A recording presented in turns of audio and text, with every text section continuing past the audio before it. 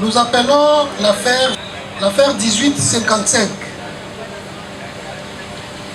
Prévenu Kodimola, Okito, Josué, à la barre. Partie civile, Zola Divine. Partie civile, Zola Divine.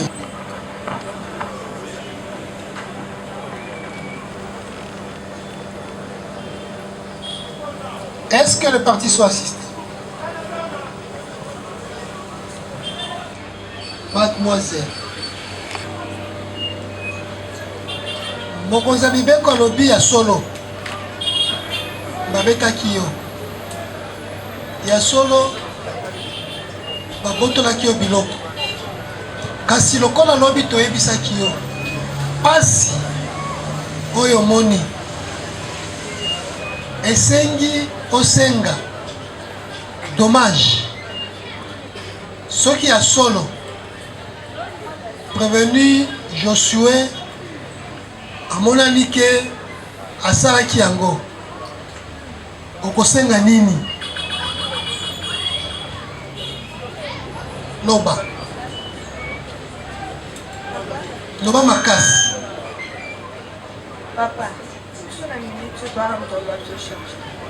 Où est la moto? La topo de la radio scan. La moto de recherche. Bato wanda kusenga bao ata mkimoto.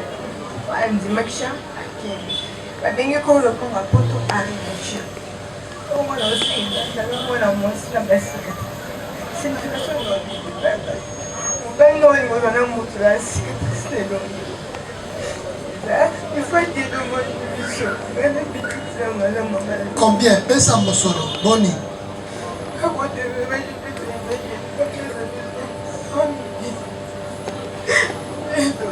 Ça va. Tribunal de Yoki. Tribunal de Yoki. Et Kotala. Police d'audience. Toi, l'audience publique. Contradictoirement à l'égard du prévenu. En procédure de flagrance. Conformément à l'ordonnance loi 78-001 du 24 février 1978 relative à la répression des infractions flagrantes. Rend le jugement dans le dossier 1855/25 dont la teneur suit. En cause, auditeur militaire de garnison, ministère public,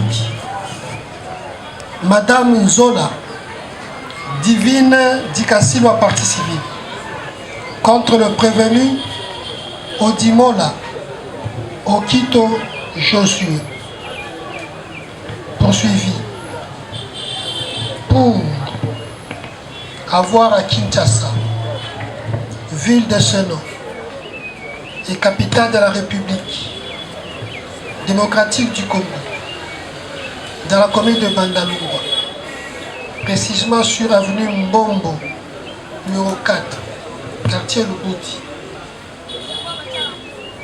commis des actes en relation avec une entreprise ayant pour but d'attenter, de troubler gravement l'ordre public par la commission d'actes multiples, notamment l'agression physique sur la personne de Madame Kikumbi et deux de ses filles, et couteau et d'actes d'extorsion de deux téléphones des marques iPhone XR et Pro 12 appartenant à Mademoiselle Zola Divine, ainsi qu'une somme de 500 dollars américains. Fait prévu et puni par les articles 157 et 158 du Code pénal militaire. Vu la procédure suivie à l'égard du précité, vu sa comparution, entendu le ministère public en ses réquisitions, entendu la partie civile en ses prétentions, entendu les prévenus en ses dires et moyens, présentés tant par lui-même que par ses conseils, tendant à plaider coupable et sollicitant des circonstances atténuantes. Le tribunal, ayant clôturé l'affaire, l'a prise en délibéré pour rendre le jugement, dont le dispositif suit. Commandant police d'audience, faites présenter les armes. Tribunal militaire. Et... out. Présentez... armes. Par ces motifs, le tribunal militaire garnison de Kinshasa Ngaliema, statuant en audience publique contradictoirement à l'égard du prévenu Odimola Okito Josué en procédure de flagrance. Après débat et délibération, sur vote au scrutin secret et à la majorité des voix des membres de sa composition, les ministères publics entendus, vu la Constitution de la République démocratique du Congo, en ses articles 21, 149, vu la loi 023 par 2002, du 18 novembre 2002 portant code judiciaire militaire, vu la loi 024 par 2002, du 18 novembre 2002 portant code pénal militaire, en ses articles 157 et 158, vu l'ordonnance loi 78-001 du 24 février 1978 relative à la répression des infractions flagrantes. Vu le Code civil congolais, livre 3, son article 258. Vu le dossier de la cause, disant droit, statuant sur l'action publique, la question de savoir si le prévenu, Odimola Okito Josué, est coupable des faits infractionnels mis à sa charge, à la majorité, de voix des membres de sa composition, le tribunal dit oui. À la question de savoir si le prévenu précité, reconnu coupable, peut bénéficier des circonstances atténuantes, à la majorité, de voix des membres de sa composition, le tribunal répond non. En conséquence, dit établi, en fait comme en droit, l'infraction de terrorisme mise à charge du prévenu Odimola Okito Josué, le déclare coupable, le condamne. Par conséquent, à 20 ans de servitude pénale, le condamne en outre à 200 000 francs congolais, des frais d'instance payables dans 15 jours, ou à défaut de subir 6 mois de contraintes par corps. Ordonne son arrestation immédiate. Ordonne la saisie, la confiscation au profit de l'État du couteau ayant servi au crime. Statuant sur l'action civile, dit irrécevable. L'action introduite par mademoiselle Nzola Divine la déclare coupable, condamne le prévenu à lui payer à titre de dommages et intérêts l'équivalent en francs congolais de la somme de 10 000 $ américains. Jugé. Ordonne l'arrestation immédiate du prévenu. Jugé, prononcé.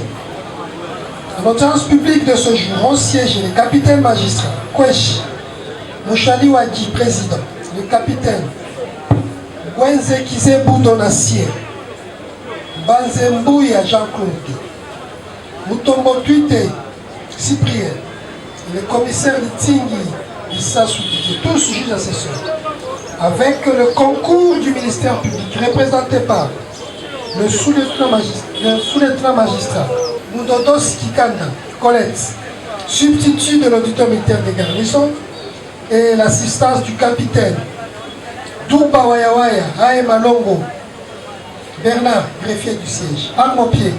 Réponds. Arme au pied. Réponds. Bonamboka. Sankoto Ngabu Voldi alias Aboma. Konde Zabakani Josaphat alias Makila. Enda Mamona Josué alias Milimo. Acter la comparution de prévenu. Jugement. RP 1844/25.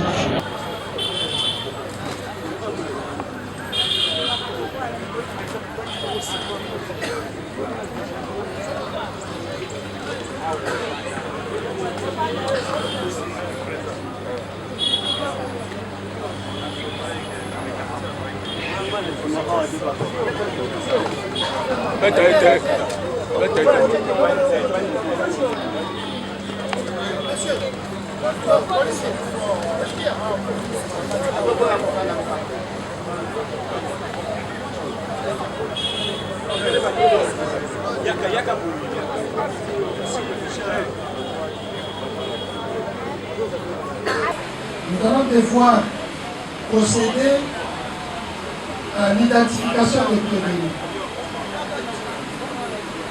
Zato Kongabo. C'est du Congo. Wadi Zato Kongabo. Alias Aboma. Nani apesa yangu? Bango bato watemtama mtu wakuma mkumba na ile mti. Onsala kamsani. Nakumba wa mtu.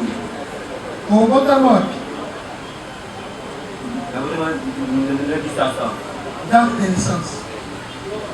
Le 6 décembre 2009. Ezonga kaka. Oyo date eza awa. Nani apesaki? Bango bakoma bakoma. Euti na monoko nani? Ngapa le 6 décembre 2009. Date na mwana. Papa aboti yo komone nani? Ngabu. Ngabu nani? Kibonyi. Azala bomoi.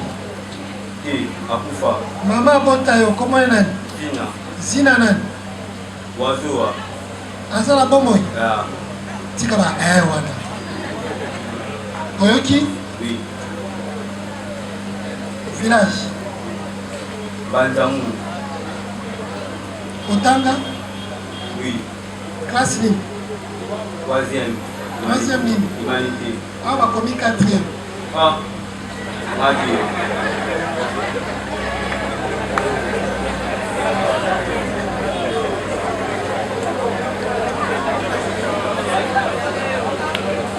Otika chika. Otika classe. Colonne.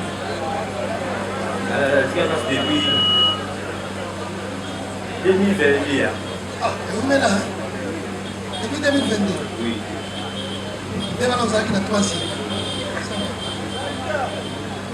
Tant qu'on a des kotanga, ils ont échoué. Nous allons voir la maille. N'a échoué. Ils ont échoué. Car si ceux qui moi la échoué, c'est la troisième, c'est la G. La troisième avant la 15 ans. 15 ans.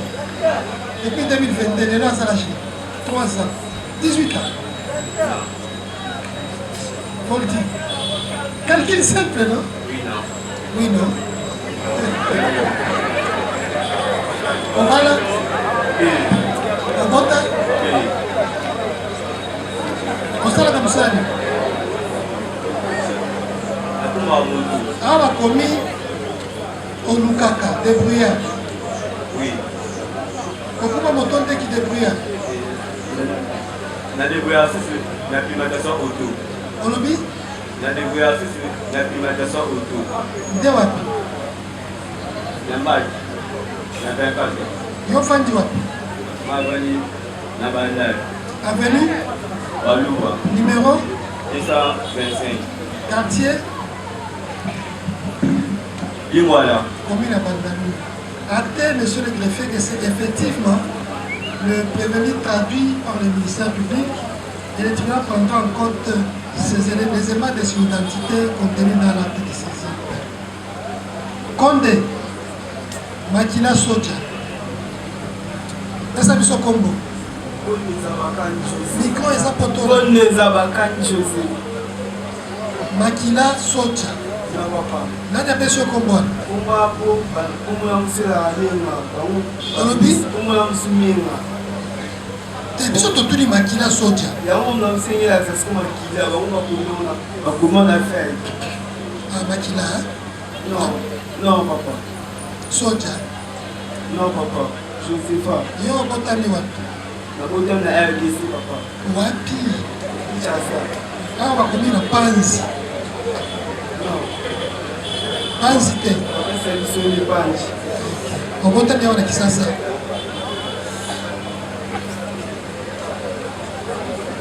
date de naissance le 2 février 2008 euti wapi adiseta mama biso mama te ayebisaka yo ayebisaka mokoloni ayebisaka mokoloni ayebisaka age amita ayebisaka ni age na mama papa te ayebisaka ntango ozala 8 ans ki ozala 17 ans te papa sikoyo oyebi ndenge nini kozala 17 ans namomutu ayebisama nama 2002 nabotama le 2 février 2008 ebongo oyo le 2 février 2006 nani akomisaki yango bango moni balokoma papa bakomi ya solo le 2 février bakosi kaka na 2006 oui papa papa aboti yo komoi nani papa Charles Charles nani Zabakali aka balobi konde nde kombo papa loba oui papa aza na bomoi oui mama aboti yo komoi nani mama Miss aza na bomoi village Tengi olobi panzi olobi émotion yani ya kosala nini ntango tokomi na makambo te tozolinga kaka koyeba yo village na bino olobi otanga classe nini troisième nini électricité elek okata tiki kaka okata tiki awa nde okati nde okati classe mwana 17 ans aza na 3 ans oza mayele te osalaka mosala mosala nini osalaka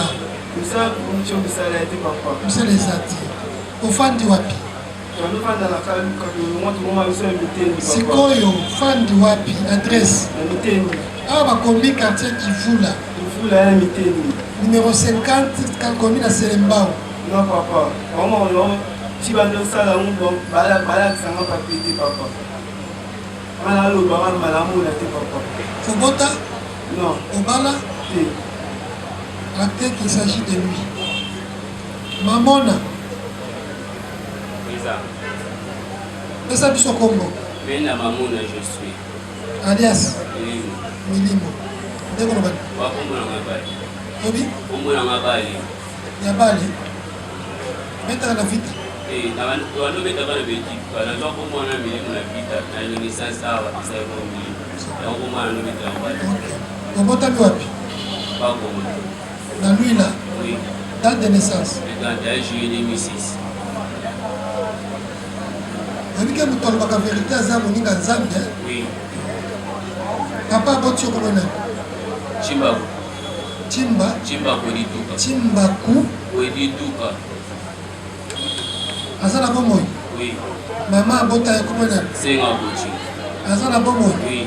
village Lui là. oza moto ya lui là Oui. otanga Oui. classe nini Troisième. awa bakomi prêtre te troisième ya moke to ya likolo Troisième c'est humanité.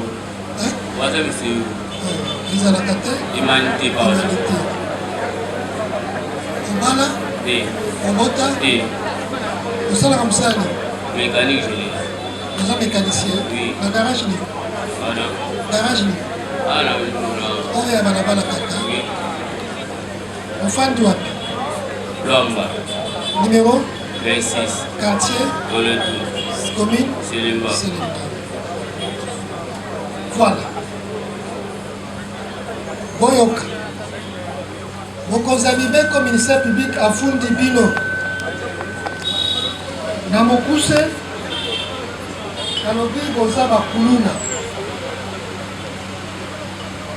eza ya liboso la commune de Ngaliema, dans le quartier de Kanluka, sur l'avenue Tingi numéro 3, le 10 septembre 2024, à 2 heures, Bobeti, Bozokisi, Mwanamboka, Mbala Kennedy, Lisonama, Namulibumu, Nalipeka, Namaboko, Bokatie Mouchapi, index à gauche, Namachette, Bobotelier 50 000 francs congolais. Ma papa Naes, Oyoki, Yami Balé, Nangaliema, na quartier de Kanluka, sur l'avenue Tingi Kaka, le 10 décembre 2024, na 1h du matin, na Machette, Bobotoli, 20 caisses, une baffe, Bluetooth, 3 téléphones, Yamana Mboka, Mandila Loba Bibish. Oyoki, Yamisatu, Kakabino, Nangaliema, na quartier de Kanluka, sur l'avenue Kitenga, numéro 9, le 12 octobre 2024, à 3 heures, Bobotoli, congélateur à 200. C'est à son hôtel. Et Menda Mamona Josué.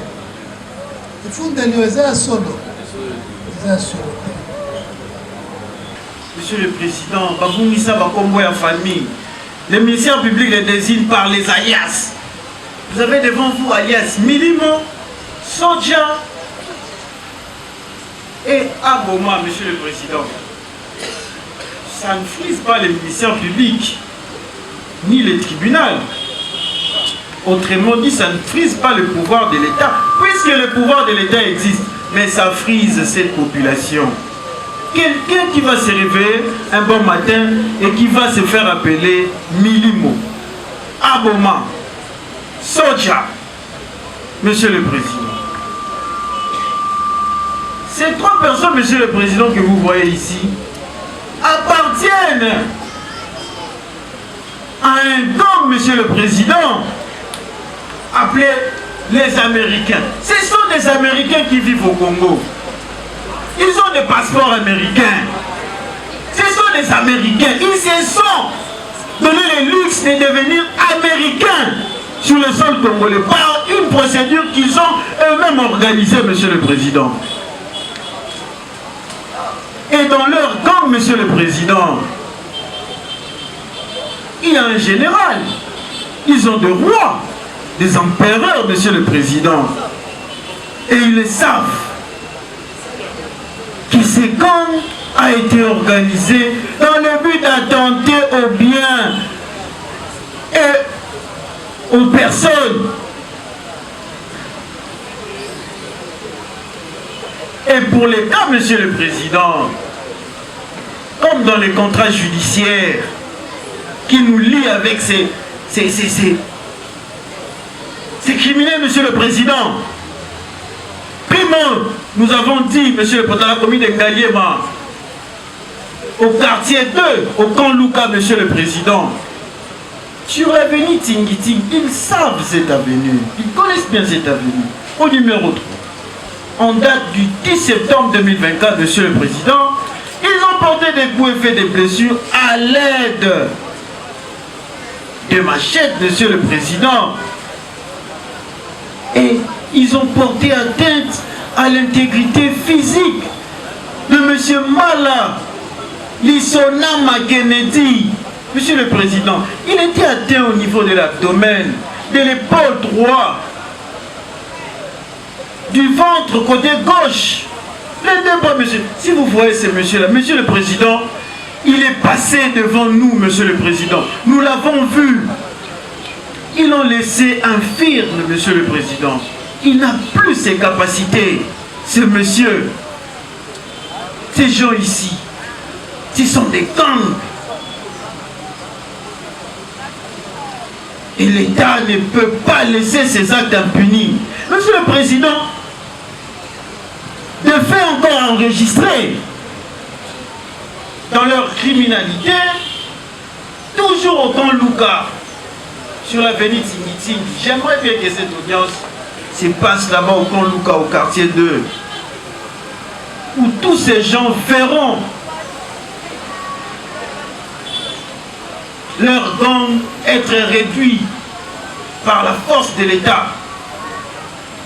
En date du 10 septembre, du 10 décembre, toujours, Monsieur le Président, ils avaient aussi produit une victime, parce qu'eux, ils produisent des victimes. Ils sont des machines à production des victimes, Monsieur le Président. Madame Madila, qui a été extorquée de 20 chaises, paf, un Bluetooth, Monsieur le Président, 3 téléphones. Monsieur le Président, tertio, quarto, quinto, sexto, tel que vous lancez le contrat judiciaire. Et ces gens sont là, Monsieur le Président. Avec votre autorisation, Monsieur le Président, nous allons poser des questions aux prévenus.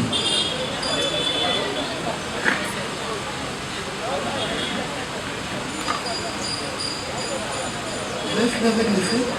Nous avons fini avec les faits. Nous avons donné cette chose.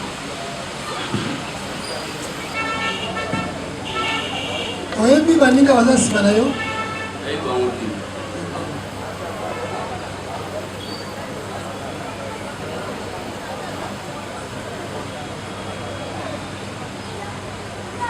Basi bakanga yo mbala poni? Pona nini? Bakabodage te koloba nini? Pambaka? Na butu to na moi? Bato bazoleka, bakangi bato boni. Depuis toza awa, bato bazoleka, bakangi bato boni. Osala mikolo boni na kasho? Ça sur 10 jours, 3 jours, 6 jours la 24. Okomati 24? Obima ndeni? Afuta mbongo na bimo. Afuta mbongo. Nani afuta mbongo? Oda. Nani afuta mbongo? Mama. Mama, sikoyo osali mikolo boni? Ala beti da ede mo. Afuti te? Mbongo izaki. Alembi. Alembi ni papa. Alembi. Pesa ukacha mi kutubalia mbongo wana. Olobi? Mama yosa pesa kacha mi abalia mbongo wana. Oui, eza consigne. Bapesa bango consigne ke soki moto aza na mbongo ebele aye kopesa lia yango kasi kotika te.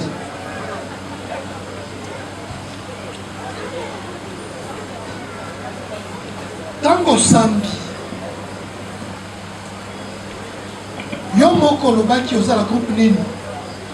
Luka eloti nga ndo samba kaka apesa nga pena tango eloti yebisa biso makambo osambaki yo moko loba nga nasambaki na alai kaka oizoni mambu o bandoluka bakoshela te mpona mona ete oci eleki mingi basambisaki yo likolo ya makambo ya moyibi basambisaka kaka bakoshela te me congélateur ya nani? nayebi mpona ngo te olobaki nini? andima mpona frappe bandobetanga makasi yango nazalaki kondima andima ya congélateur ya bakici na bafla pamba mpo bandota ocinga makasi yebisa biso ndenge ondimaki ondimaki ke osalaki yango nini osombaki? ti nandimaki bana na ngambo na biso bakotela kuna bakende oza biloko bato bana ngambo ya biso kuna nde banani? bana selembao banani? bakuluna? te papa bamiyibi kasi? oui bakotelaki nani? bakotela ya bana ngambo kuna po likoto tozali bana selema na bana kaluka bayokanaka te siomoni yango kikuluna? ti papa nga soki nakundaka yoka nanu nde kikuluna wana? bana ya koto na bana koto bayokanaka te baoyelaka nini? nayebi te papa basalaka nini soki bayokani? babundi soki baye kobunda babandi kozokisa bato babandi kopebisa biloko ya bato boye te te boye te boye te mamona boye te Aussi au monde atteint des bakulu bazobunda. Basa la kanini.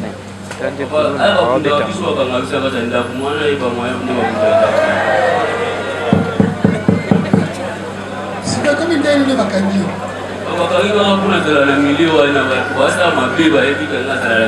Nani akangaki?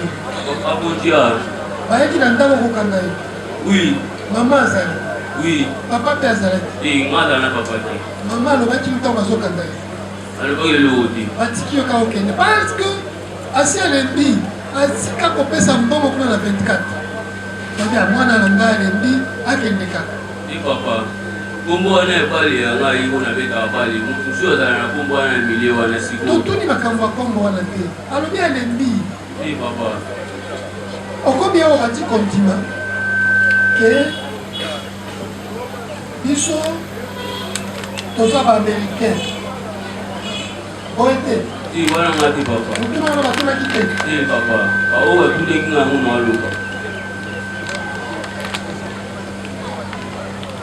batuni oyibi wapi olobi toyibi na kaluka nayebi ndako oete papa nga nabaki place batekaka biloko na bango nayebi so baki bamemanga nalakisa bango nde naolakisa bango balobi boyibi nini congélateur bakiti na bafe baketi na tingitingi bakiti boni tikiti écurie kombo nango nini biso ba-américain président na biso Touré afandi na veni Matondo oete wana eza ntango bazobeta ofondeka kombo ya motu opesa kombo ya président Touré kombo wana ebimaki wapi balobi boza batu boni olobaki batu boni olobi witi tanga biso ya liboso na yoka enoki otangaki ye otangaki ye aboma otangaki ye kombo biso totanga te aboma otangaki ye oyebi ye efra junior Andy Semedo Bacharge Lidaga Ligada Ligada Tida Milimo donc wana nde oyo ntango tobandi koluka tomoni milimo eza yo tomoni aboma aza wana tomoni mpe efra aza wana efra eza na bino moko efra eza na efra aza te alors olobi ndenge nini botekaki biloko wana na avenue Kimiana esika bakende kozwa biloko wana te bakende kozwa ngo na esika yo olobaki na Kimiana bazongiseli mpe mokolo nango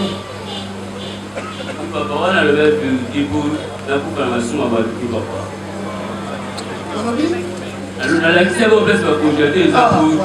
oyebaki ndenge nini ke congélateur wana ebayibaki naza joueur nayebaki na milieu na place bato basa mabelwa place makambo esalami na 2 heures du matin papa 2 heures du matin nga nalanda na biso nayebaka mosala koyeba ndenge nini na 2 heures du matin batie congélateur na ndako wana kimiala eza velo wana nakendaka po bamasa na bajoueur basalaka nani alebisaki yo ke aveni wana nde esika batie congélateur aveni a bawindi baza nani ayebisaki yo ke kuna parce que kuna nde bazwi yango kuna nde ntango polisi ekei barécupere yango epai ya mwana mboka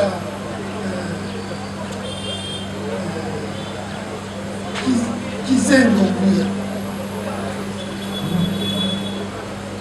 bazui congélateur à 120 litres. Il y a marque Media. Bazui télévision, il y a 32 pouces. Éléphant. On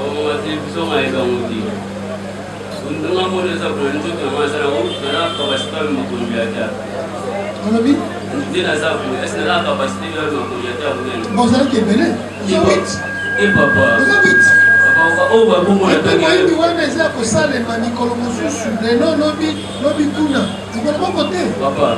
Papa, on a dit, moi, c'est qui, où on a la loba, on a dit, moi, c'est qui, ça va faire, papa. La robe, ça va être papa. Nani ne ya bomba kama machette. Ouais, il a évité, papa. Semedo.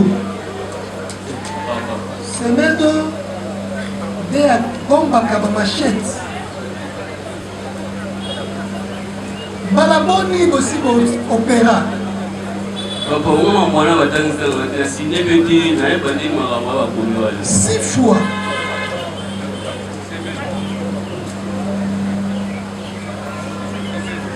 Pona nini kaka kaluka? Batuna kio mutuna wana. Pona nini? Papa, mama ngai donc. Te batuna kio. Pona nini? Moyibi na bino koboto laka kobeta kabatu kaka kaluka. Olobaki nini? On a qu'on se venger. Watu ya selembao ya biso oyo babeta te mokolobi oke kuna kama oyo bayokalaka te kuna kaluka te pembeni ya selembao frontière entre selembao na Kagema sele kaluka. Papa, et là, je trouve la distance, on va aller en musique, on a dit ça. Donc, on a se venger, pour que c'est qu'on s'attaque à la pauvre population, pour que les pauvres pour oui, papa, on a retourné à moi, on a des bazooks, papa. Oui, tu vas aller voir la main à éviter, papa. Nini, tokoki ko retrouver biloko wana. Parce que na yebisa ki bongo d'abord retrouver déjà. Ndenge nini tokoki kokanga baninga na yo batunaki mokili wana baninga na ngai oyo beta na bango bale bakanga bango baza bakata mapete olobi je connais la nayebi esika bazali reconnaître mabe nyonso osala la population je suis reconnaissant olobi nini papa wanga alobaki moti papa totali mamba komana sinya china momona moti baforce no bachinga lobo kuna sisi na bapesa mapima mlatanga te na force bazo force ngo bazobeta ngati ochima kazi beta ngo bashira bona kukala bakuru abukani te bana kumela te mwa sotala ne akoma lipi awe vindi ngai kodi bakisi kana nomela ngo kitisa ngai te mwana kumeli a Zabakane soja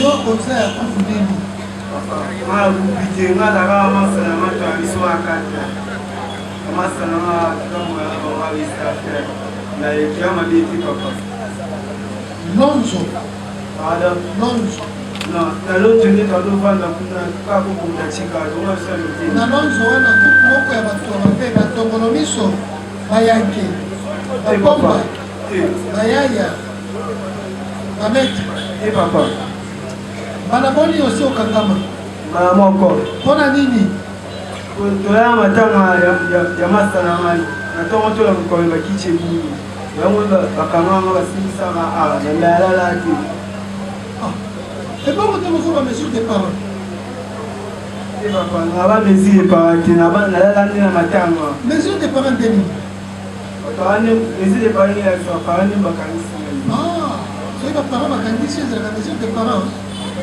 Donc, yo, ils ont qui mesure des parents. Ils mesure des parents, papa. Ils ont qui moïbi. Tiens, la dernière matin, il va qui m'a la moukatina. Na toa ya muna, qui m'a racheté la matin, moi, ici, bazaki. Il s'y bonne et bungaki. Et bungaso, à toi qui. Wapi. Matin. Wapi. On doit nous voir na kaluka. Na kaluka. Kaluka nde makamoto zo sona na kitsi zo bunga, ba congélateur zo tambola. Ya Chili, Babolo, Oui, bako. Non, papa, il va monter. Mais yo muto pesi bakombo wana. On a une semaine. Après, on a fait une maman ko kana wa makuna te. Yo lobi shili muto zongisa ki mutu na bana musapi. Ah azotanga muto azonga ki na musapi. Non papa, na bi shili te. Ko kuna biso da so papa, te ta gitambo. Et bon go congélateur. Na évité papa. Ah, yo lobi oui, na évité bakamba TV. TV nde na yebi nzeta moninga nanga. Non papa, na ko c'était papa. Makambo mosusu bagarso Alonso nde bazwaki biloko. Biloko nini bato Alonso bazwaki? Papa, moi elle te kota kuna sika na na pas ngana sama maki. Bato biloko nini bato Alonso bazwaki? Na évité papa, na mpa. Ah, tout le monde va couler pour la makuna moto maman il veut le monde. Totekaki congélateur. Totekaki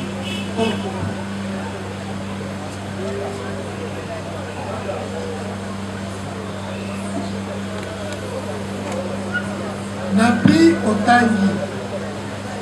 Maman, il y a terrasse. Ma femme est venue.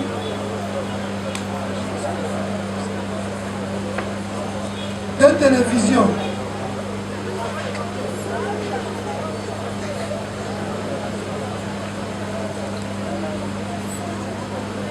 Est-ce que Batou Bozokisi, on peut dire qu'on tient vraiment à l'hôpital, qu'on soit en charge, ce médicament? Oui. On soit en charge. Donc, nous sommes en train de faire à contribuer. Papa, moi si bakanganga tangu tapota na mona kibete, ukafu na mona ati, kali kama na hivi kwa kangana ngaya telefoni si papa. Na mdai kama msina hivi ke papa na ngai. Na reconnaître na suka, na reconnaître que na sali batu mabe. Na commettre que na tiki.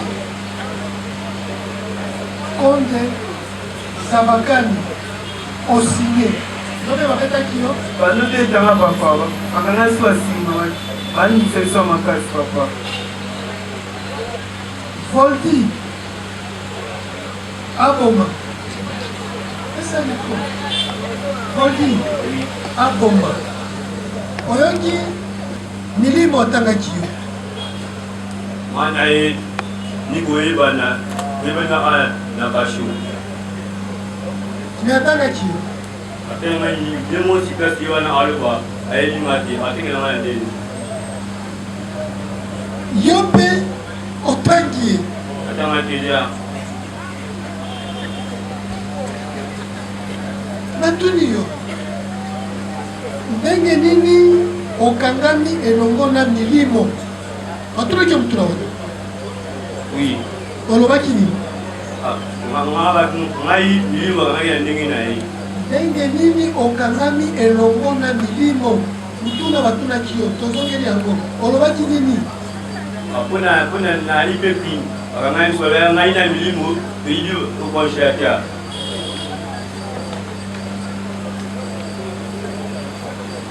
Olobi boye.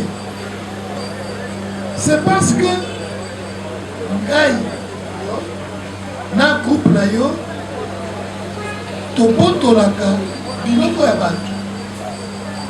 Lokuta nalobaki loba bango batenga bilo na bango oza ekiri nini?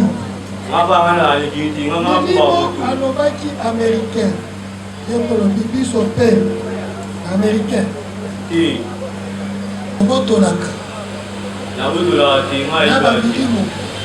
mabotola te nayiba te milimo nayibi te nakutaneka ana kasho babalakisango o milimo koyiba na ye.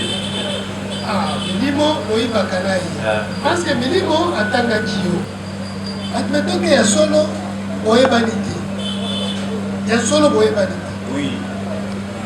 Yo na milimo mutu nani bakangaki liboso? Ngai. Milimo akutaki yo na kasho. Oui. Tango milimo akuti yo na kasho ayebaki ke babengaka yo aboma. Ayebaki te. Tango basambisi yo batangi kombo na ye balobi mpona nini bakangi yo elongo na milimo? Oui, papa. Po biso toyibaka tobotolaka tobetaka kasi yo oza aboma te est ce que oza aboma kombo na yo aboma donc moto oyo milimo atangaki eza yo te est ce que mpona nyonso kangama katoli milimo moto atangi yo okoloba milimo azotanga aboma nga naza aboma te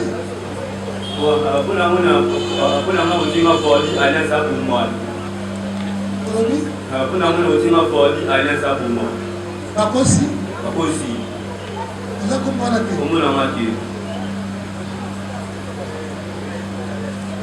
ministère public milimo oyo osambaka olosamba mpe eza milimo moko milimo oyo ngapanga sama ndabe milimo ti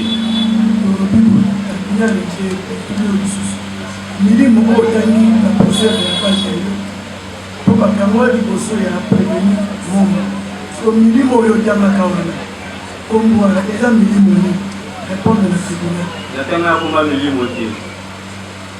Merci.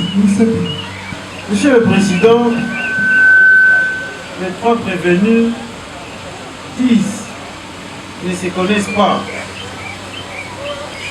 Ils cherchent donc à distraire le tribunal par ces mensonges en concert, Monsieur le Président. Prévenu Milimo. Prévenu Milimo. Où ça n'a pas de micro? Tala batwana ni bani. Oyebi bangwani. Oyebi bango tiens. Oyebi koyebi sa tribunal bakiti ekunga grabi. Ekunga na kaluka. Kaluka na circonstance nini.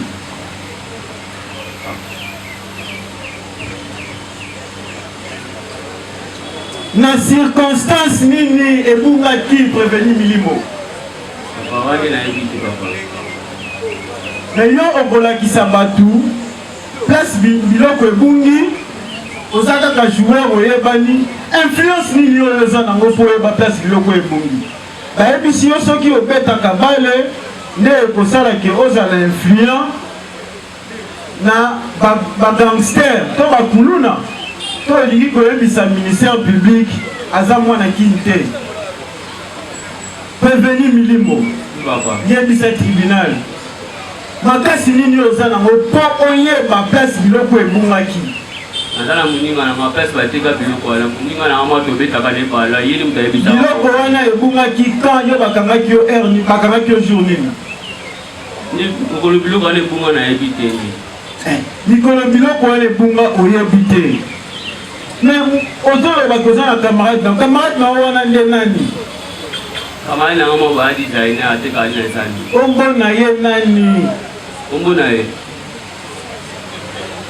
Monsieur le Président, pour un ami très proche, il peut vous révéler des secrets, mais il va prendre du temps pour répondre à la question. Aboma, prévenu Aboma. L'État Asala Ramsala Naye, l'État Zamakasi. Yo leki l'État Zamakasi. Prévenu Aboma. Bakiti oyo ebungaki oyo otangaki wana oyebaki yango ndenge nini bacongélateur oyo olobaki bakende kozwa oyebaki ndenge nini ke bacongélateur wana ezali écurie américain oyo apartenaka ofandi wapi na Baluba. Tangu Milimo atangi yo tangi Milimo. Ezalaki la sentiment, est-ce que admettons la thèse, hein, on peut admettre la thèse selon laquelle quelqu'un est soumis à une torture, Monsieur le Président. Mais il ne faut pas dire du charabia. Akoloba makambo oyo euti na motema na ye yo baforsaki oloba nini yebisa tribunal baforsaki yo te. Le greffier est en train d'acter et la défense est dans la salle. prévenu à Boma. Pas foncé yoté. Makambo yo sambi na PV wana. Et puis mina mutu kaka ya la police. Donc, et ça l'a dit kaka. Parce que au niveau de ça, le sentiment, on peut s'arrêter la police plaisir à prendre du mot de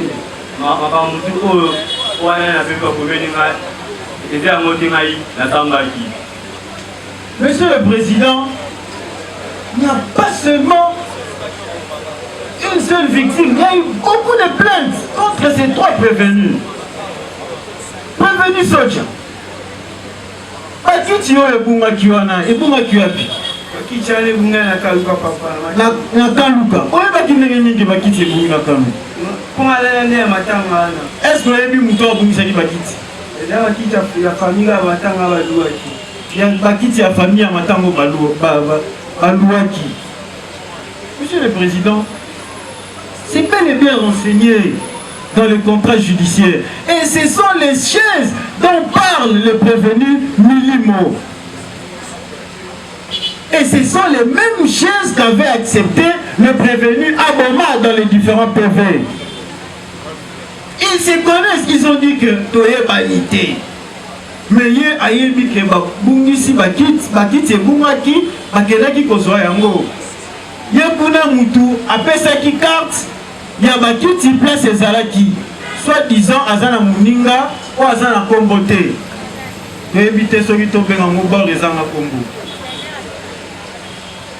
Et c'est dans ces circonstances-là, Monsieur le Président, ils se sont retrouvés ensemble, ils ont opéré l'écurie des Américains et l'écurie de Lonzo.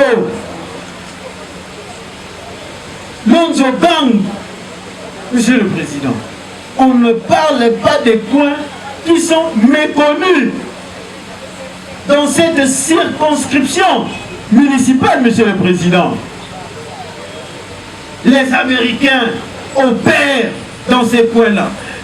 Et Kiri Lonzo opère dans ces coins. Et ces 3 prévenus, Monsieur le Président, ils étaient déjà bien identifiés dans les fichiers criminels que détient la police. Et ils en étaient encore à leur forfait, Monsieur le Président. Ils ne font que produire des victimes, comme nous le disons. Ça doit s'arrêter, Monsieur le Président. Avec tous ces faits, ils ont reconnu les chaises et ils veulent distraire le tribunal. Que Maïbanité. Mais il y a des faits. Et il y a ces victimes, Monsieur le Président. Ces coins sont bien reconnus, Monsieur le Président. Comme nous disons toujours, le ministère public aimerait bien que cette audience soit tenue dans ces milieux-là pour confondre ces gens ici, Monsieur le Président. Ce ne sont pas des gens à laisser dans la société, Monsieur le Président. Car quiconque se comporte ainsi, nous avons dit, Monsieur le Président. Espérons que cette fois-ci, le ministère public n'aura pas une tâche facile. Commençons premièrement, votre auguste tribunal a posé des questions aux 3 prévenus ici, dont la première était si tous les 3 prévenus se connaissent. Et la réponse était non. Votre tribunal a posé la seconde question aux 3 prévenus. Par quelles circonstances vous vous retrouvez dans le même dossier? Le prévenu Milimo a bien répondu: je connais personne, même ma vendu, ainsi que les derniers prévenus. Ça, nous sommes devant une audience publique qui a un caractère pédagogique, votre honneur, Monsieur le Président, dont on ne peut pas présenter par devant votre tribunal des innocents, tandis qu'il y a des vrais auteurs des infractions. Nous sommes avocats, vous êtes tribunal. Nous connaissons tous comment se composent les OPJ. Dans l'imagination de l'OPJ, il y avait déjà l'infraction de l'association des malfaiteurs, c'est-à-dire pardon, j'allais dire. Et pour collaborer sur l'infraction, mettre à la charge des prévenus, il a pris celui qui était arrêté dans une circonstance dont d'autres personnes ont volé. Celui-ci, comme il y a eu des pertes de chaises dans une nuit de deuil, et l'autre là, pour essayer de mélanger tout pour former son PV. Votre honneur, les prévenus, si on dit, ils ne connaissent absolument de rien dans tous ces PV-là. Les autres ont dit, ils ont été forcés de poser leur signature. On se pose la question ici en droit. Quelle est la valeur juridique d'une signature obtenue par force, par contrainte? Votre honneur, c'est nul. Sous réserve d'être compétent par les confrères, nous allons tirer des conséquences au moment pas. Merci.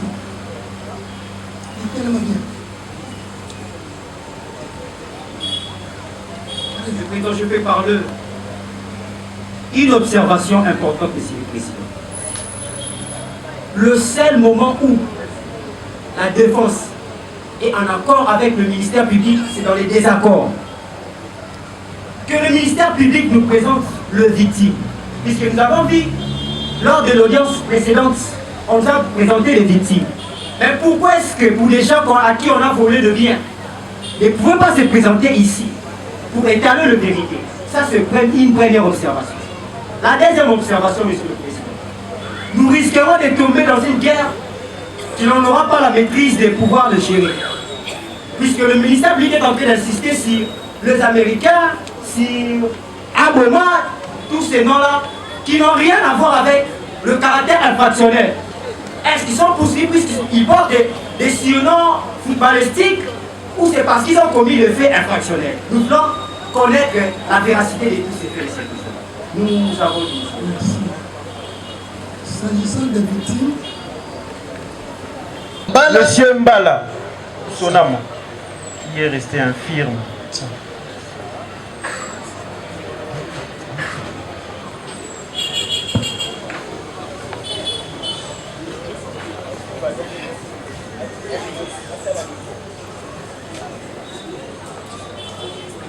okoki koyebisa biso nini ekomelaki yo? Komelanga na butu le 9 septembre 2024. Le 9 septembre 2024. Baomi bakotelanga na kati. Bazalaki ebele bakotana bakatanga maboko. Bakotezanga po vraiment. Zela. Mbala Luso Nama Kennedy. Ofandi wapi? Nakaluka. Nakaluka. Adresse? Quartier B. Quartier B. Avenue? Singitini numéro 3. Singitini numéro 3. Nini ekomelaki? Komela na katikati na butu. Na butu. Ba 2 heures. Na lala ya mpango na biso na butu ba kotelanga na kati ya butu na kati ya ndako. Na pa ukanda na biso mo na lala na yebi pe likamute. Bakotaki ndenge nini? Bon, ne ba ela na yeba te. Ba kotaka mama mona pa uchiko na kangala singa po ezepa na biso moko. Ba ba ya fungula singa wana ba ndu betanga ba machete. Bazalaki batu boni. Bele. Batu ebele. Ye ba mo ba eli ne bazala. Bazwaki biloko nini? Ba pesi na lala na zanga na mbongo na lipapa na kaya sika. Bilo musu na zanga. Mbongo boni. Ba 30,000 na lipapa sika. Olingi koloba ke ba pota wana bango nde basala yango. Okoki kolakisa biso yango. Malemba longa bila bapona yo. Kolongola te. Nani ndako misusi kuna? Lakisa biso. Pusa na liboso na biso.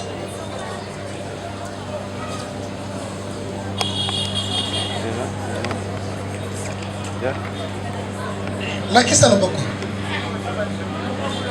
Wana ba papio ba machette. Est-ce que koki ko reconnaître le moko to mi balena bango? Mi balena na yipo. Pusana. Pusana. Ozala soda pembeni. OK, ça va.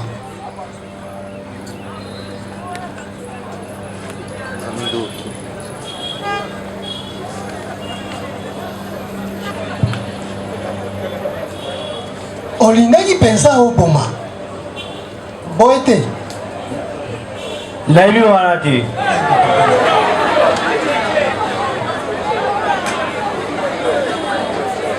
Oui, ma cambone. Naïbi Wanati. Boni à Kotanga. Ngabutu. Naïbi eti. Oui, eti. Kasi, mutuo ya kosala mabe fo eba. Esengeli eba. Tango bobotola ba telefone ya batu na balabala koiba. Boyeba kakela zokende koiba biloko ya batu. Soki oyeba kambelo kokende te. Naïba ati. Ça va. Donc akosi. Ça va. Tribunal yoki. Milimo. Wana nde milimo siko ekoma ki osala mutu ndenge wana. Mutu lokola yo. Ekelamu ya Nzambe. Pona 50 000 francs congolais. Pona lipapa ya pamba. Okati ye boyi. Pourquoi? Maman le banga ebe muti. Yo lobi tango tozotuna yo. Lobi totuna kio oyeba ki ndenge nini makamba ba congélateur. Pona za jouer na eba na mile wana yango masa na mama obe kasi ba kinote wa congélateur yimta bisa wanga. Tribunal yoki. Fanda. Mwana mboka. Comment l'a pas cité? Kasi Mobeko ezape kokoso. Au tribunal elanda makambo na yo. Que soki ya solo batuo misatu bango basala ki obongo. Ipesi yo pasi osenga dommage intérêt et kosengo pesa musolo. Soki te on va prendre ba déclaration na yo ka ndengo lobi lokola victime. Yokani? Oui, ça va.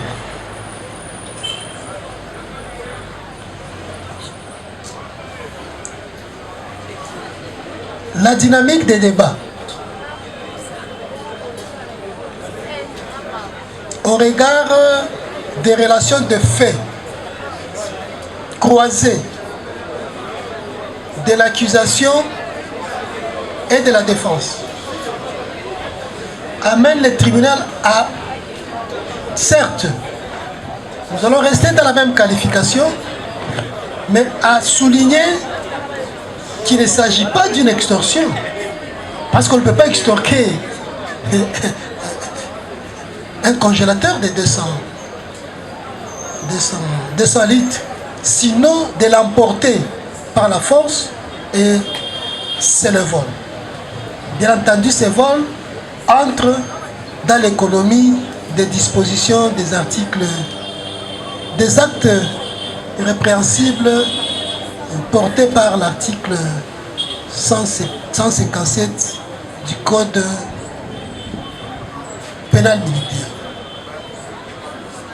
Quoi d'autre encore? Si ce n'est qu'accorder la parole au parti, ministère public, vous avez la parole pour nous résumer les faits et présenter vos réquisitions conformément à la loi. Et en même temps, le ministère public qui partage toujours les peines avec la société. Les trois prévenus traduits devant votre guichet tribunal sont poursuivis pour plusieurs actes qui rentrent dans l'économie d'une seule infraction, le terrorisme. Mais Monsieur le Président, le ministère public vous fera seulement l'économie de deux faits. Monsieur le Président, en date, dans la nuit du 9 au 10 septembre vers 2 heures, alors que la victime était endormie paisiblement chez lui à la maison dans son adresse telle qu'il vous a donnée, Monsieur le Président, ces trois prévenus, ils étaient nombreux,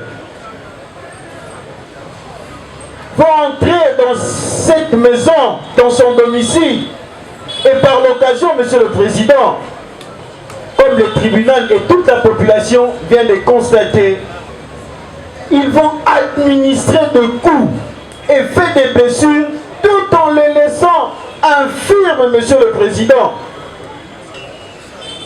dans des incapacités atroces, Monsieur le Président, liées à son intégrité physique. Et par l'occasion, ils vont lui prendre ces 50 000 francs et ces babouches neuves. Quelle pauvreté pour amener à ces actes. Monsieur le Président, pour le deuxième fait, en date du 12 octobre 2024 vers 3 heures, ils sont spécialistes, ils sont des hiboux, Monsieur le Président, vers 3 heures du matin, alors que la victime, Bloki, Rebecca, était aussi chez elle. Ces mêmes individus, Monsieur le Président, ces mêmes gangs,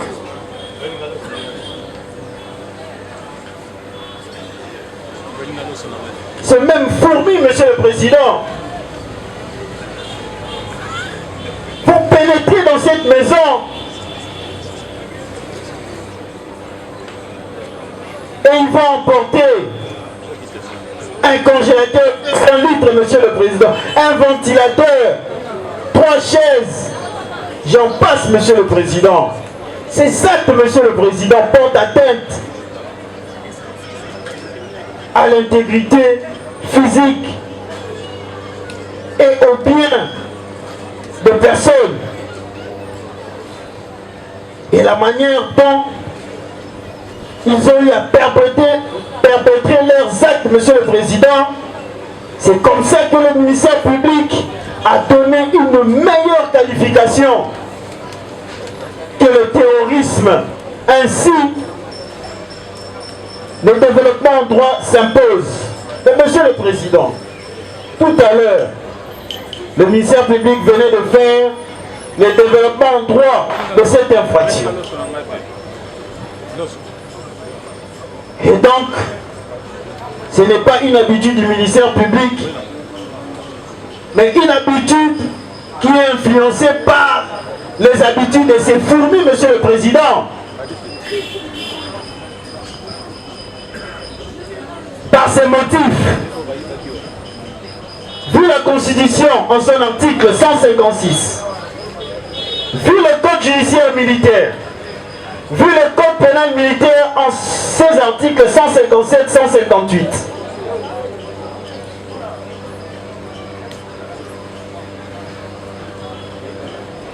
il paiera donc à votre tribunal de dire, établi en fait comme en droit, le fait mis à charge de ces 3 fourmis, Monsieur le Président, par conséquent de les condamner sans admission de circonstances atténuantes à 20 ans pour tout un chacun, de servitude pénale, et condamner au paiement de frais d'instance qui seront fixés par le greffier de votre guise de tribunal. Et les condamner par ailleurs à toute autre peine exemplaire que votre guise de tribunal estimera de bonne justice et d'équité. Ainsi vous aurez rendu justice. Fait à Kinshasa le 6 mars 2025, ministère public de sous-lieutenant magistrat Moulenga Tambala. Avec tous ces faits, on se réserve même le droit de répliquer, car tout est clair, nous avons dit. La défense, vous avez la parole pour votre plaidoirie. J'ai toujours dit ces procès à plusieurs aspects importants que le commun des mortels mérite de comprendre. Nous avons suivi le réquisitoire du ministère public.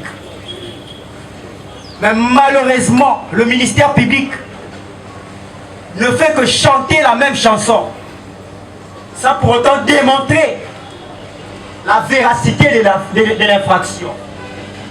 Et heureusement, pour le prévenir, il y a ce qu'on appelle les avocats. Puisque nul n'ignore le rôle de l'avocat, qui consiste à emmerder, à embêter et à insister à ce que la preuve soit palpable Il ne suffit pas de venir crier qu'ils auront les trois prévenus ont commis des actes. Mais il faut démontrer pour que les gens comprennent. C'est ça le procès. Le ministère public a invité la victime. Nous avons tous suivi la victime qui a parlé de ce qui a été ses prétentions. Et les prétentions de la victime, les réquisitoires du ministère public, il y a des contradictions. La victime reconnaît 2 de ses bourreaux, alors que le ministère public nous présente 3 bourreaux. Qu'avons-nous retenu, Monsieur le Président? Ça, c'est le premier élément, ou une première observation. Si nous étions dans la juridiction civile, on aurait dit peut-être parler de l'association de malfaiteurs. Et d'autant puisqu'il fallait aussi démontrer. Le ministère public a eu du mal. Où le ministère public est dans les tâtonnements. Il confond entre ce qu'on appelle l'abus de confiance, l'extorsion, l'escroquerie, vol armé, vol simple ou encore l'infraction du terrorisme. Ce sont des infractions différentes qui ont des éléments constitutifs différents. Et leur applicabilité ne sont pas de la même manière. Le ministère public ne peut pas poursuivre les gens puisqu'ils sont porteurs de pseudo-américains, quoi que ce soit. On poursuit la personne pour les infractions, pour les actes qu'aurait commis la personne. Pas parce que la personne est porteur d'un pseudo. Pas parce que la personne s'est promenée, pas parce que la personne, les prétendus victimes auraient dit prononcer. Non. Il faut concilier le fait au droit. Donc, Monsieur le Président, vous allez comprendre, vous et moi, que le ministère public ne fait que relater ce que la population est en train de dire. Le ministère public ne peut pas entrer dans la profondeur pour comprendre, pour chercher où est-ce que se trouve l'infraction. Qui sont les auteurs? On ne peut pas condamner les innocents comme ça, Monsieur le Président. Et pour ne pas monopoliser la parole, ça ce n'est que du point de vue fait. Et du point de vue droit, je laisse la parole à mon... Merci, votre honneur, Monsieur le Président. En droit, avant de parler des droits, je vais essayer de préciser un point sur les faits. Le ministère public vous a dit tout à l'heure ici que nos 3 clients ici ont commis des infractions à l'aide d'une machette. Mais vous allez constater dans votre dossier physique, il n'y a même pas un PV de saisie d'un objet. Et sur le champ, il n'y a même pas une machette qui est présentée ici. À ce qui concerne l'affaire qui vient de passer tout à l'heure, il y a la présence du couteau. Mais ici, votre honneur, il n'y a rien. En droit, étant donné que le ministère public a fait une bonne analyse concernant les éléments constitutifs de l'infraction du terrorisme, parlant des actes matériels et des actes intentionnels qui constituent les 2 éléments pour que cette infraction soit constituée. Votre tribunal rejettera en bloc les réquisitoires du ministère public et enfin vous acquitterez purement et simplement les 3 prévenus ici parce que les prétendues victimes ont reconnu que 2, ça devait une doute, d'où la doute profite à l'accusé. Nous avons dit. Ministère public. Grave le fait que le ministère public doit revenir. Il y a 2 questions concernant le fait et concernant le droit. Monsieur le Président, la défense vient de soulever la question par rapport au lien et le fait qui sont repris dans les contrats judiciaires, Monsieur le Président. Hier, ce n'était pas il y a longtemps. Hier, en tout cas, même un enfant ne peut pas oublier. On avait du mal à voir comment associer le prévenu Aboma aux autres. Mais il ne savait pas que nous lui avons seulement réservé un moyen de droit. Aujourd'hui, Monsieur le Président, la victime Bala est passée avec toutes les traces possibles des machettes. Et il a pointé le prévenu Aboma et le prévenu Milimo, que lui, il reconnaît personnellement. Et ces traces, Monsieur le Président, on n'a pas pris l'éponge. On a commencé à frotter à ses mains, à ses bras, pour laisser ces traces. Ce sont des machettes. Et cela nous permet de rencontrer aussi la question par rapport à l'objet saisi. Mais Monsieur le Président, la défense, dans les faits, on vient, on fait l'opération avec des machettes, on sort librement, on vous arrête plus tard. C'est au ministère public de dire, le 2 avait visité la victime. Où sont ces machettes? Il est en train de faire un travail pour dénicher tous ces groupes-là, Monsieur le Président, les Américains et les Lonzo Gang. C'est à eux de nous dire où sont les objets saisis. Ils ont fait leur opération, Monsieur le Président. Il y a des traces. La victime est passée. Elle a reconnu ses bourreaux, Monsieur le Président. Par rapport au sieur Condé, Monsieur le Président, alias Makila, hier, il a reconnu qu'il y a eu des chaises qui ont été perdues. Mais c'est pourquoi? C'était dans quelles circonstances? C'était pour quel fait? Le même fait qu'avait reconnu le prévenu Milimo. Monsieur le Président, si on peut faire même le droit mathématique, liaison entre Milimo et Aboma, reconnu par le bourreau, liaison entre Milimo et Makila, par rapport à leurs aveux, lesquels aveux, Monsieur le Président, sont sincères et concordantes au procès verbal de la victime, Monsieur le Président. Quoi de plus convaincant en établissant ces liens, Monsieur le Président? Ils sont du même groupe, ce sont les Américains, et ils se battent avec le Lonzo Gang. Le ministère public a les yeux partout, et il a plus d'une fois reconnu déjà dans le fichier criminel. Monsieur le Président, déjà ces questions, dans leur manière d'opérer, s'il faudrait même ouvrir une école pour les enfants de 5 ans, leur enseigner l'infraction de terrorisme, ils vont mieux comprendre. Et la défense connaît que le ministère public dit la vérité, puisque la vérité loge du côté du ministère public. Monsieur le Président, avec tout ça, nous ne croyons pas que ces 3 prévenus, ces 3 fourmis seront relâchés pour continuer encore à enregistrer des victimes.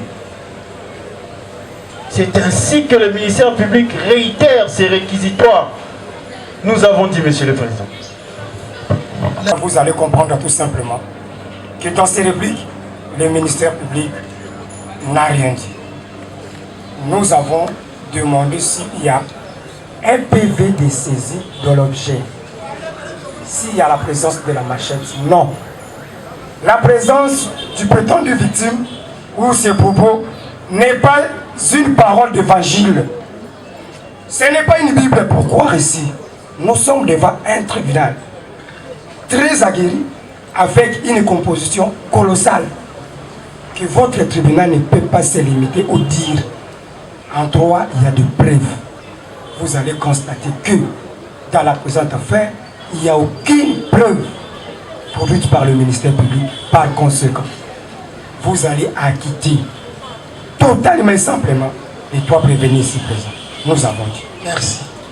Prévenu Zato Konga Voldi.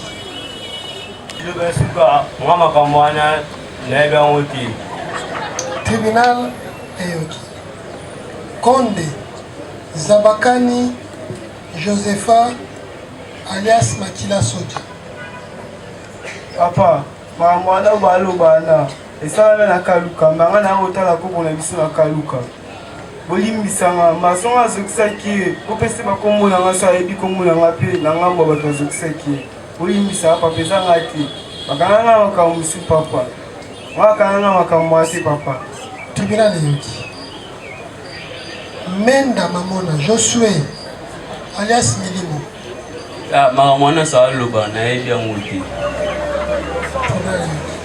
Après avoir entendu le ministère public en ses réquisitions conformes, la défense en sa plaidoirie et en dernier, chacun de prévenus dans sa dernière déclaration, je déclare clos le débat et le tribunal prend l'affaire en délibéré et les jugements à intervenir aujourd'hui. Zakoto Ngabou Voldi alias Aboma. Konde Zabakani Josaphat alias Makila. Menda Mamona Josué alias Milimo. Actez la comparution de prévenus. Jugement. RP 1844/25 du tribunal militaire de garnison de Kinshasa Ngaliema, statuant en audience publique à la maison communale de Bandalungwa, rend en audience publique de ce jour dans l'affaire opposant l'auditeur militaire de garnison ministère public à monsieur Zato Konga Bouvoldi alias Aboma, Konde Zabakani Josaphat alias Makila, Menda Mamona Josué alias Milimo, tous prévenus de terrorisme, infraction prévue et punie par des articles 157 et 158 du Code pénal militaire, vu la procédure suivie à l'égard des prévenus, vu leur comparution à l'audience, vu l'instruction à l'audience, entendu le ministère public en ses réquisitions, tentant ce qui plaise au tribunal, de dire établi, en fait comme en droit, l'infraction de terrorisme est mise à charge de prévenus, Zato Kongabou, Konde Zabakani, Menda Mamona, condamnés chacun à 20 ans de servitude pénale. Vu l'acte lui donné, la promesse du tribunal d'en délibérer, entendu les prévenus dans leur dire, moyen de défense, présenté tant par chacun que par leur conseil, tentant ce qu'il plaise au tribunal, de dire non établi. En fait, comme en droit, l'infraction de terrorisme est mise à leur charge, les en acquittés purement et simplement sans fait. Entendu en dernier, le prévenu, chacun, dans leur déclaration, les tribunaux, à l'évier de son président, et a pris l'affaire en délibéré, et a clôturé l'affaire, pris l'affaire en délibéré, rend les jugements suivants. Commandant police d'audience, faites que présenter les armes. Tribunal militaire. Gardez. Out. Présentez. Armée. Par ces motifs, les tribunaux militaires, garnison de Kinshasa Ngaliema, statut en audience publique, contradictoirement à l'égard de prévenus, Zato Konga Bouvoldi alias Aboma, Konde Zabakani Josaphat alias Makila, Menda Mamona Josué alias Milimo. Après délibération, vote au scrutin secret et à la majorité des voix des membres de sa composition. Le ministère public entendu, vu la Constitution de la République, en ses articles 21, 146, 149 plutôt, vu la loi 023/2002 du 18 novembre 2002 portant code judiciaire militaire, vu la loi 024/2002 du 18 novembre 2002 portant code pénal militaire en ses articles 140, 157, 158, vu l'ordonnance d'organisation judiciaire numéro 18/128 du 22 septembre 2018 portant nomination des magistrats militaires du siège, vu le dossier de la cause. Disons droit. Question. Si le prévenu Zatoko Ngabou Voldi alias Aboma, Konde Zabakani Josaphat alias Makila, Menda Mamona Josué alias Milimo sont tous coupables des faits infractionnels mis à leur charge. Le tribunal, à la majorité des voix des membres de sa composition, répond oui. À la question de savoir si les prévenus précités peuvent bénéficier des circonstances atténuantes, le tribunal, à la majorité des voix des membres de sa composition, répond non. En conséquence, dit établi, en fait comme en droit, l'infraction de terrorisme mise à charge de prévenus Zatoko Ngabou Voldi alias Aboma, Konde Zabakani Josaphat alias Makila, Menda Mamona Josué alias Milimo condamne chacun à 20 ans de servitude pénale.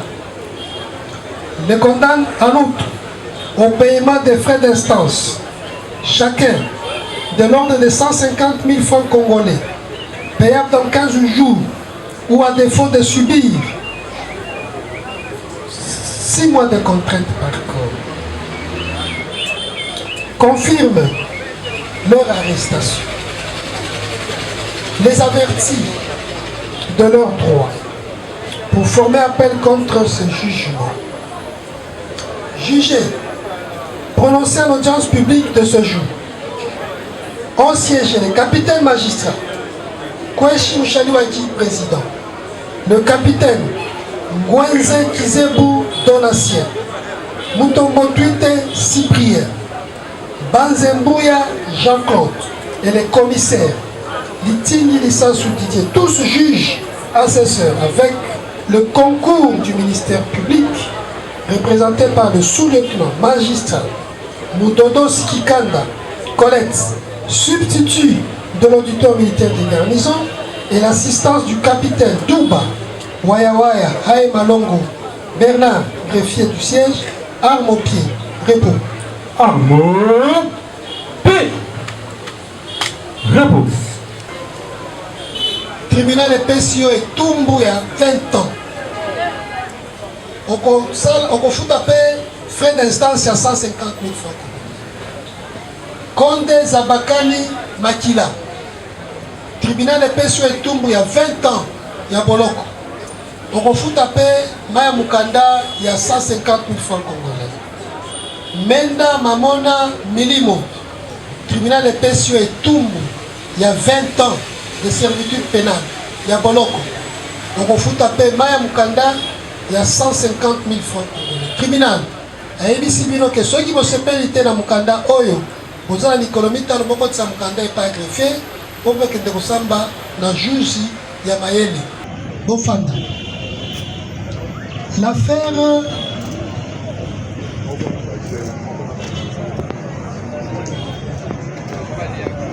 1850 Betty Dombassi.